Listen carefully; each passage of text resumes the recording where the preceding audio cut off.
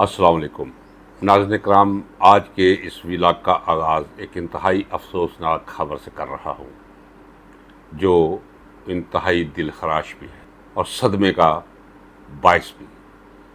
لکی مروت میں ایک دہشت گرد حملے سے پاک فوج کے جوان اور کیپٹن فراز الیاس وطن پر اپنی جان قربان اور نچھاور کر گئے۔ پتہ چلا ہے کہ کیپٹن فراز الیاس کی چند دنوں بعد شادی تھی۔ اس گھر میں کیا عالم ہوگا غم اور صدمے کا، اپنے پر وہ صورتحال طاری کر کے اندازہ کیا جا سکتا ہے۔ ایک طویل تاریخ ہے پاک فوج کے جوانوں کی شہادتوں پر مشتمل۔ اس موقع پر مجھے وہ قومی اور ملی نغمہ کہہ لیجیے، وہ دل کے تار چھڑتے ہی میری سماعت سے آ ٹکرایا ہے کہ راہ حق کے شہید ہو، وفا کی تصویر ہو، تمہیں وطن کی ہوائیں سلام کہتی ہیں۔ یہ سلام کے لائق لوگ ہیں جو وطن پر سرحدوں کی حفاظت میں، امن و امان کے قیام میں اپنی جان تک نچھاور کر دیتے ہیں۔ اس موقع پر ISPR کی طرف سے ایک سٹیٹمنٹ جاری کی گئی ہے جو میرے نزدیک ناقص ہے اور ادھوری ہے۔ صرف یہ کہہ دینا کہ دہشت گردوں کو کیفر کردار تک پہنچا دیں گے، اس سے کام نہیں چلے گا۔ اس دہشت گردی کی وجوہ کو تلاش کر کے پہلے ختم کرنا ہوگا، نہیں تو اسی طرح خدا نہ کرے ہماری پاک فوج کے جوان اور افسران اپنی جان کے نذرانے دیتے رہیں گے۔ ولاگ میں کوشش کروں گا کہ کچھ موضوعات ہیں جن پر میں اپنی رائے پیش کروں۔ تو پہلے میں لیتا ہوں پنجاب اسمبلی میں حد تک عزت کا بل پیش ہوا، جسے گورنر نے دستخط کر کے قانون کی شکل دے دی۔ ہوا یوں، ذرا دیکھیے کہ واردات انسان کو ایسی کرنی چاہیے جو پکڑی نہ جائے۔ کیا عوام کو اتنا سادہ سمجھ رکھا ہے انہوں نے کہ پیپلز پارٹی نے اس اقتدار کی ہڈی کے بدلے اور عوض جو اس کے منہ میں ٹھونسی گئی ہے، آئینی عہدے، قصر صدارت پر قبضہ، باقی اور مراعات، مقدمات سے تحفظ، اس کے عوض پارٹی کے گلے پہ چھری، کند چھری مسلسل پھیرتا چلا جا رہا ہے آصف علی زرداری، اور اب بلاول بھی، جس کے ساتھ میرا کوئی حسن ظن وابستہ تھا، کیونکہ میں اس میں حاکم علی زرداری کی بجائے اس کے ماتھے پہ میں ذوالفقار علی بھٹو کی چمک دیکھتا تھا، محترمہ بے نظیر بھٹو کے رخساروں جیسی سچائی دیکھتا تھا۔ لیکن ہر گزرتے وقت کے ساتھ وہ بھی اپنے آپ کو حاکم علی زرداری کا پوتا ہی ثابت کرتا چلا جا رہا ہے۔ یہ کیا ہوا کہ گورنر پنجاب بیبے کے پاس چلا گیا، میں چھٹی پہ نہیں کہتا، پنجابی میں کہنا اپنی بیبے کو چلا گیا، اور محمد احمد خان قائم مقام گورنر کی حیثیت سے اس نے اس بل پر دستخط کر دی ہے اور اسے قانون بنا دیا۔ پہلا میرا سوال اپنے دوستوں سے ہے، پیپلز پارٹی کی، اب میرا پیپلز پارٹی کے ساتھ کوئی تعلق نہیں، وہ تعلق ہمیشہ رومانس کے دائرے میں رہے گا محترمہ بے نظیر بھٹو کے حوالے سے، لیکن آصف علی زرداری کی پیپلز پارٹی کے ساتھ میرا تعلق بہت پہلے کا ختم ہو چکا تھا، لیکن میں کسی اور جگہ نہیں گیا تھا۔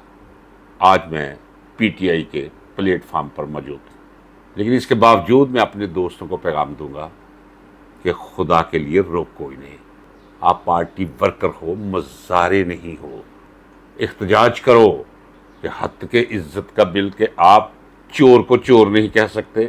ایک بندہ ٹوٹی پوٹی سائیکل سے ایک ہفتے کے اندر لینڈ کروزر اور کسی فارم ہاؤس میں پہنچ جائے تو آپ اس کے بارے میں یہ بھی نہیں لکھ سکتے، یہ سوال نہیں کر سکتے کہ یہ ہوا کیسے، یہ چمتکار کیسے ہوا، اور اگر آپ کو پتا ہو کہ یہ کیسے ہوا، آپ وہ سچ نہیں بول سکتے۔ سچ بولیں گے تو حد کے عزت، جیل، جرمانہ، پتہ نہیں کیا کیا خوف۔ تو یہ ایک سیاہ قانون ہے، اس کی گنجائش کوئی نہیں، چونکہ عزت کا تحفظ دینے والے قوانین پہلے سے ہی موجود ہیں۔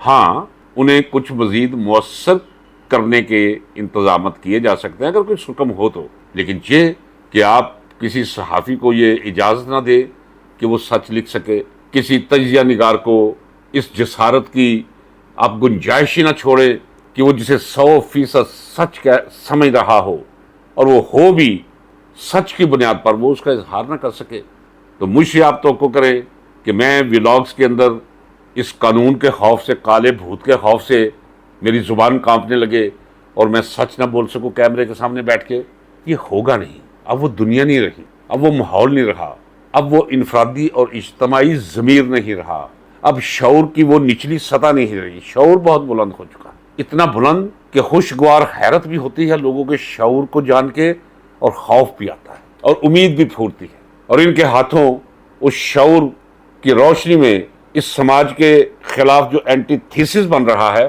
جو انارکی نظر آ رہی ہے اس شعور کی بنیادوں پر، وہ بھی سامنے دکھائی دے رہی ہے، اس سے بھی خوف بھی آتا ہے اور امید بھی۔ تو یہ قانون مذمت کرتے ہیں ہم اس کی، اور پیپلز پارٹی نے جو کچھ کیا ہے اس نے اپنی رہی سہی کوئی آٹے میں نمک کے برابر اگر کوئی عزت کہیں تھی تو باضمیر اور باشعور شہریوں کی نظر سے وہ بھی اوجھل کر دی ہے، وہ بھی گم کر دی ہے، وہ بھی گنوا دی ہے۔ پیپلز پارٹی پہ یہ درست مقام ہے کہ میں اپنے تجربے کی روشنی میں انا للہ و انا الیہ راجعون پڑھ چھوڑوں۔ یہ آخری مقام تھا، یہ کسر صدارت اور یہ آئینی چند عہدے، اور نتیجتاً اس پارٹی کو ختم کر دیا جو عوام کے اندر سے پھوٹی تھی، جس کی جڑیں عوام کے اندر تھی۔ پیپلز پارٹی کا ورکر ناراض ہو جایا کرتا تھا تو رہتا پارٹی کے ساتھ تھا، ووٹ نہیں دیا کرتا تھا، الیکشن میں حصہ نہیں لیا کرتا تھا، احتجاج یہاں تک رکھتا تھا۔ اب تو کوئی ایک بھی نہیں رہا۔ ایک پلیٹ فارم موجود ہے جہاں سے وہی جنگ لڑی جا رہی ہے جس جنگ کا آغاز، جس جدوجہد کا آغاز ذوالفقار علی بھٹو نے کیا تھا۔ تو مبارک کہوں آصف علی زرداری کو کہ جس کام کا بیڑا اٹھایا تھا پیپلز پارٹی کو ختم کرنے کا، جسے اسٹیبلشمنٹ اور ساری پارٹیاں مل کے پاکستان کی سیاسی وہ ختم نہ کر سکی، وہ فرزند حاکم علی زرداری تم نے کر دی، اور اس پارٹی کی جڑوں میں میری جوانی گم ہے۔ جو وقت مصیبت کا میں نے اسے زندہ رکھنے کے لیے دیا اس پارٹی کو، میری نزدیک میں، میری آنکھ میں ایک بہت بڑے مجرم ہوں۔ چلو جو کچھ بھی کیا آپ کو مبارک ہو، اس کا نتیجہ آپ دیکھ لیں گے۔ شہباز شریف کو 20 دن پہلے اب دوروں کا اور چکر لگانے کا ایک دورہ پڑا ہوا ہے، یہ صرف اس لیے کہ خود کو یقین دلا سکے کہ واقعی یہ وزیر اعظم ہے اور لوگوں کو بتا سکے کہ یہ حکومت ہے۔ کوئی لینا دینا نہیں ان دوروں سے، ماں سوا وقت کے ضیاع اور قومی سرمایہ کے ضیاع کے۔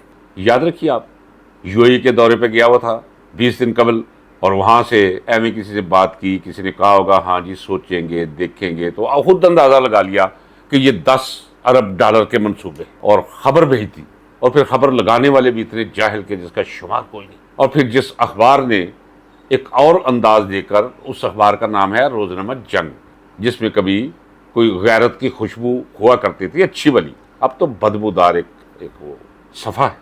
خبر آ گئی کہ جناب 10 ارب dollar United Arab states U A E سے، ایسے لگا کہ جیسے 10 ارب ڈالر وہ جھولی میں ڈال کے، وہ صرف ایک خبر دینی تھی اور پھرتی دکھانی تھی آنے جانے کی، اپنا بھی وقت ضائع کرنا تھا اور قوم کا سرمایہ۔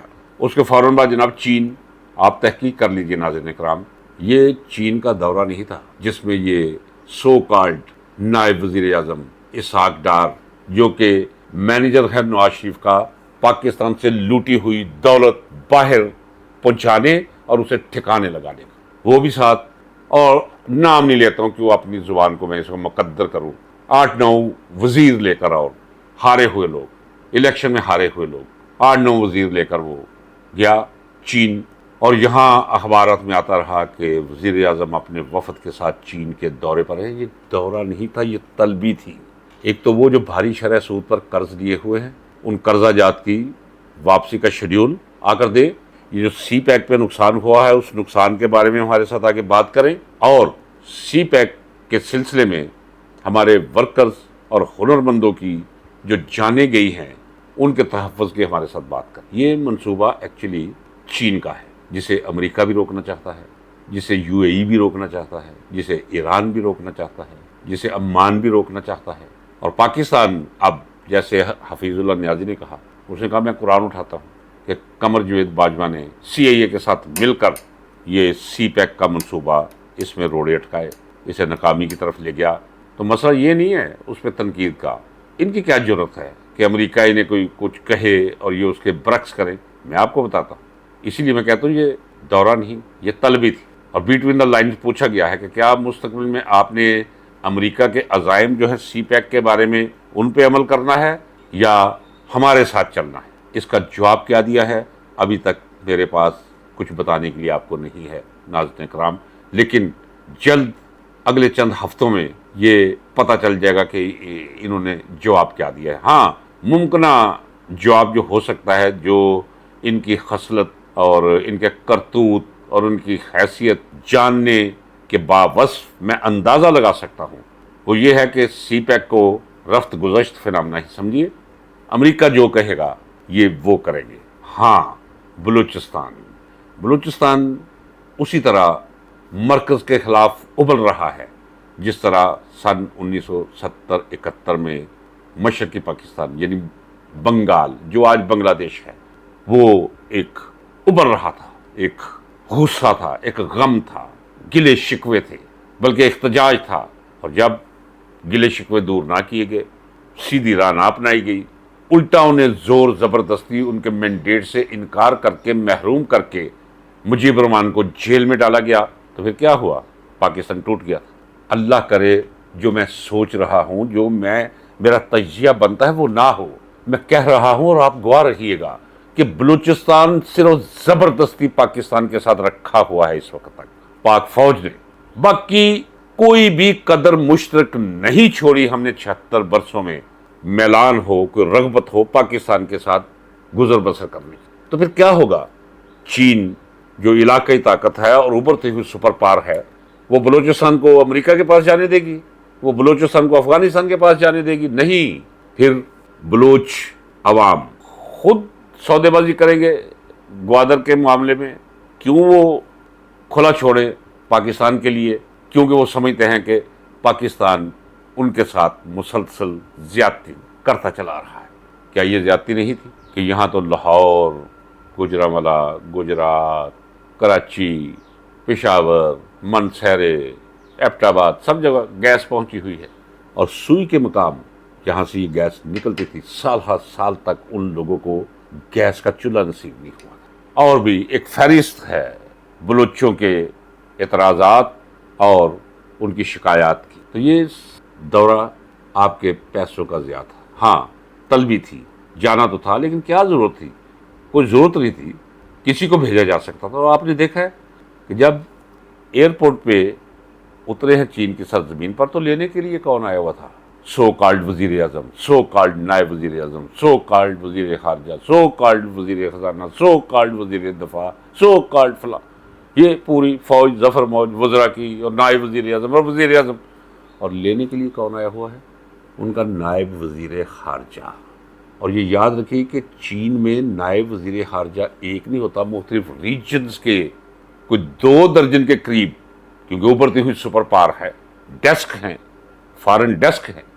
ایک بھیج دیا، آپ سمجھ لیں کہ وزارت خارجہ کا کوئی افسر بھیج دیا دوسرے درجے کا. دوسری طرف آپ دیکھیے ماضی کہ فیلڈ مارشل یوں وہاں چائنا جاتے ہیں تو پوری چینی قوم سڑکوں پر ہے. چین کے رہنما موزے تنگ تک چوئن لائی ادھر ہے. ذوالفقار علی بھٹو جاتا ہے تو آپ کے وزیر اعظم جنی جو جاتے ہیں. یہ ان کی حیثیت کے پیمانے ہوتے ہیں. انہیں پتہ ہے ان کی اوقات کا، انہیں پتہ ہے اس ساری کرپشن کا جو چین کے ساتھ مل کر منصوبوں میں اس خاندان، شریف خاندان نے کرپشن کی ہوئی ہے. پوری طرح جانتے ہیں. بہت سیانی قوم ہے چینی قوم، بہت سیانی، اپنا ٹکا نہیں چھوڑتے. میں واقف ہوں چائنیز سے. اگر میں کہوں کہ چینی پوری دنیا میں، پنجابی میں جو کہتے ہیں چول ترین بندہ کسی کو کہتے ہیں، چول ترین نسل میں. ہاں، ٹیکنیکل بہت ہو چکی ہے، یکجہتی بڑی ہے اس میں، محنت کش بہت ہے، ہنرمندی بڑی ہے، ڈسپلن میں رہتے ہیں. روشنی نظر آئے تو اس پہ سفر اب جاری رکھتے ہیں. لیکن یہ ممکن نہیں ہے کہ آپ اپنا ایک ٹکا بھی جانے دیں. نو، تو اربوں ڈالر ہیں جو لگے ہوئے ہیں اس کے بلوچستان کے اندر، ابھرتی ہوئی سپر پاور ہے۔ یہ یاد رکھیے گا کہ بلوچ عوام کا جھکاؤ چین کی طرف ہوگا۔ پھر یہ مل کے گوادر اور سی پیک سی پیک پھر کہاں رہ گئے، کچھ اور شکل ہوگی۔ تو یہ ہے وہ صورتحال جو اس نالائق خاندان کی وجہ سے وہ بنتی چلی جا رہی ہے۔ تو یہ رہا اس ملک کے ناجائز وزیر اعظم کا، جسے یہ دورہ کہتے ہیں، چین طلبی کا حال۔ ناظرین اکرام، میرا خیال ہے کہ پاکستان اب سیاست کے جس دور میں داخل ہو رہا ہے، وہ فقط اب معاملہ یہ نہیں رہ گیا کہ عدالتیں کیا کر رہی ہیں، فوج کیا کر رہی ہے، الیکشن کمیشن کیا کر رہا ہے، عمران خان کا اندر جیل میں کیا حال ہے، موجودہ ناجائز حکومت جو ہے یہ کیا سوچ رہی ہے، مستقبل کا منظر کیا ہوگا، یہ ساتھ ساتھ چلے گا۔